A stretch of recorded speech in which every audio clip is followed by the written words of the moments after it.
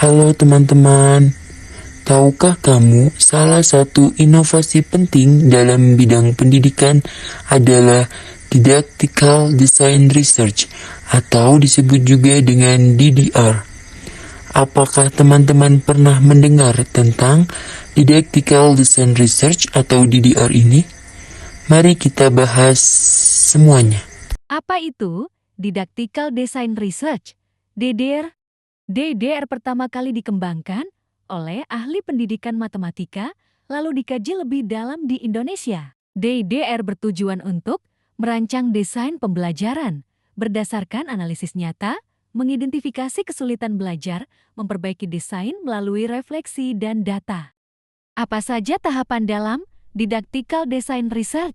Ada 3 tahapan DDR. Pertama, perspektif analisis, yaitu menganalisis materi, kondisi siswa, dan potensi kesulitan. Kedua, metapeda didactical design, yaitu membuat dan menerapkan desain pembelajaran berdasarkan hasil analisis. Ketiga, retrospektif analisis, yaitu merefleksi dan merevisi desain setelah diimplementasikan.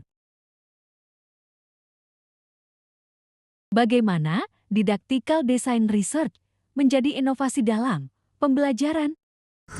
Karena Didactical Design Research atau DDR bukan hanya model penelitian biasa, tetapi pendekatan inovatif yang membawa perubahan nyata dalam pembelajaran. Mengapa disebut inovasi?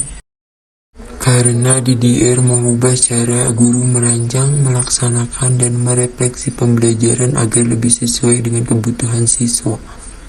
Bagaimana contoh penerapan Didactical Design Research? Contoh penerapan DDR ini, kita akan mengambil mata pelajaran matematika dengan materi pecahan sederhana dan medianya yaitu menggunakan kertas karton atau potongan pizza. Dalam contoh penerapan DDR ini, yang pertama guru itu harus melakukan analisis situasi awal, seperti guru mengamati siswa yang sering bingung membedakan pecahan yang sama nilai, seperti 2/4 dan 1/2. Kemudian siswa yang cenderung menghafal daripada memahaminya. Yang kedua, guru harus melakukan perancangan pembelajaran seperti LKPD dan diskusi kelompok. Misalnya, siswa diminta untuk menyusun potongan pizza menjadi satu lingkaran yang utuh. Kemudian, siswa menuliskan nilai pecahan pada tiap kelompok. Dan yang ketiga yaitu guru melakukan refleksi atau analisis retrospektif. Yang dimaksud yaitu guru mengamati hasil diskusi dan jawaban LKPD. Kemudian guru menilai pemahaman siswa tentang pecahan. Dan yang terakhir yaitu guru memperbaiki desain pembelajarannya jika masih ada siswa yang merasa kesulitan. Dapat disimpulkan bahwa DDR bukan hanya sekedar teori, melainkan strategi inovatif yang membuat pembelajaran lebih adaptif, reflektif, dan bermakna.